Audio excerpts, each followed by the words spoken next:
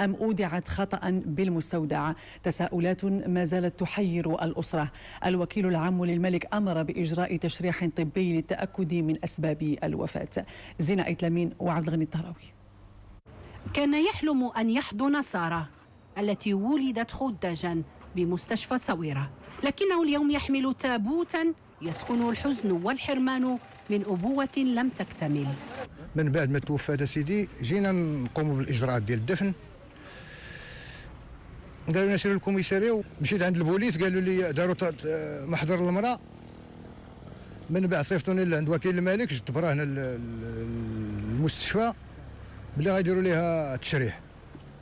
البارح داروا التشريح، انا اليوم امروا لي بالدفن ديالها اليوم، ولكن التشريح اش فيه وسميتو ما عارفوش.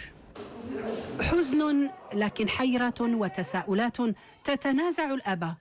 هل كانت الرضيعة حية عند نقلها من الحاضنة إلى مستودع الأموات بعد أن ساءت حالتها؟ جناها نهار السبت، دخلوها هنا للسبيطار. هذا هو واحد العلم ديالي، الحضور ديالي انا كشخص. هذا هو سميتو. من بعد ملي كنتصل مع امها، من بعد ما دخلوها رجعت عندها هي، شافتها بلي راه تحسنات شويه.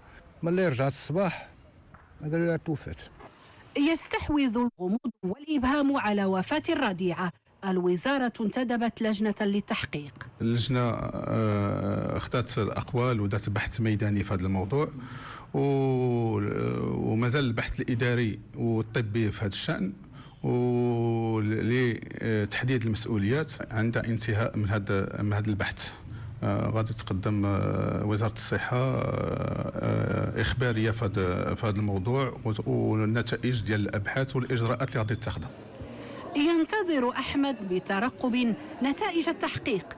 يعتصره الحزن والكمد على لحظات أبوة لم يهنأ بها طويلا، أما حداده على سارة فيؤجله إلى نتائج التحقيق. رياضيا، وفي إطار برنامج الأولمبي